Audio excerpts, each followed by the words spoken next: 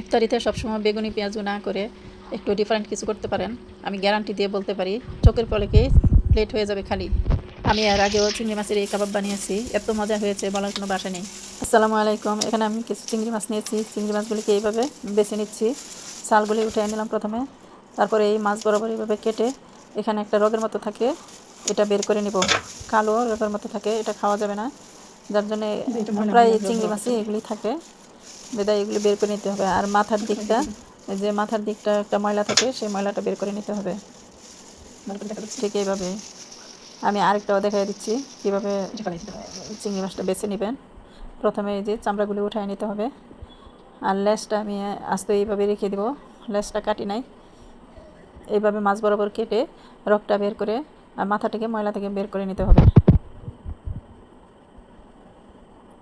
এই যে মাথার মধ্যে একটা কালো আবরণের মতো থাকে, এটা বের করে নেব। এই যে পরে মাছগুলি পরিষ্কার করে ভালো করে ধুয়ে নেব, তারপরে ম্যারিনেট করে নেব। এই তো চিংড়ি মাছগুলি। এখন আমি আদা রসুনের পেস্ট দিব 1 চা চামচ, মরিচের গুঁড়া 1 চা চামচ, আর লবণ পরিমাণ মতো, গোলমরিচের গুঁড়া 1/2 চা চামচ দিয়ে মেখে রেখে দেব এক সাইডে।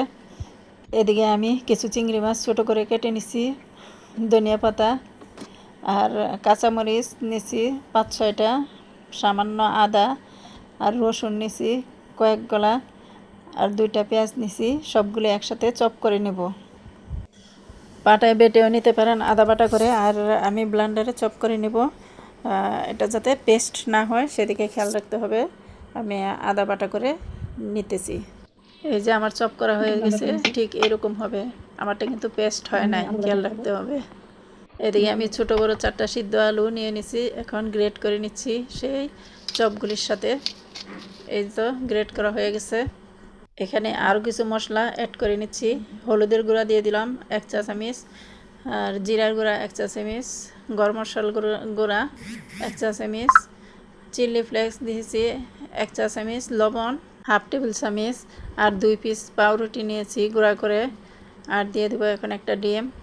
সব কিছু একসাথে ভালো করে মিক্স করে নিব। এই তো মিক্স করা হয়ে গেছে। এখন ছোট ছোট গোলা তৈরি করে নেব, আর এর ভিতরে চিংড়ি মাছ দিয়ে কোট করে নেব। এই যে ঠিক এভাবে চিংড়ি মাছটা ভিতরে দিয়ে দিছি। এখন পুরটা বন্ধ করে দিব, আর লেজটা যাতে উপরের দিকে থাকে দেখে একটু বুঝে নিতে পারবেন। খুবই সহজ একটা রেসিপি। এই দেখেন কি সুন্দর চিংড়ি কাবাব হয়ে গেছে। এইভাবে তৈরি করে ফ্রিজে রেখে দেব 2 ঘন্টার জন্যে, তাহলে একটু সেট হয়ে আসবে। এই তো 2 ঘন্টা পর একটু সেট হয়ে আসছে, মানে একটু শক্ত শক্ত হয়েছে। এখন আমি একটা ডিম এখানে ফেটে নিছি। প্রথমে ডিমের মধ্যে কোট করে নিব, তারপরে ব্রেড ক্রাম্ব দিয়ে কোট করব।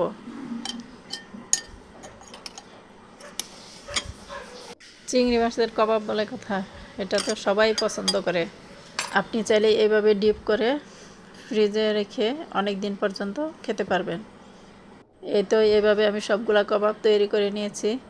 এখন আবারও আমি 10 মিনিটের জন্য ফ্রিজে রেখে দিয়েছি।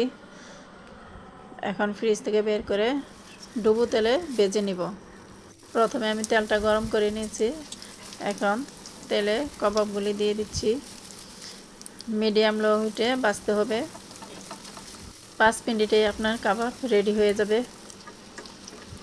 এখন উল্টাপাল্টা করে একটু ভেজে নিব। এই তো দেখেন কি সুন্দর কাবাব হয়েছে।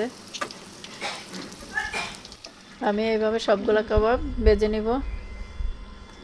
এই তো হয়ে গেছে, এখন তুলে নিচ্ছি। এইভাবে বেশি করে তৈরি করে ডিপ করে রাখলে যে কোনো সময় খেতে পারবেন এবং মেহমান আপ্যায়ন করতে পারবেন খুব সহজেই। রেসিপিটা কেমন লাগলো কমেন্টে বলবেন, আর ভালো লাগলে অবশ্যই একটা লাইক ও শেয়ার দিয়ে পাশে থাকবেন। আশা করছি ভালো জিনিস তো ভালোই লাগবে। খুব সহজ করে রেসিপিটা তৈরি করলাম। ইনশাল্লাহ আবার দেখা হবে। আল্লাহ হাফেজ।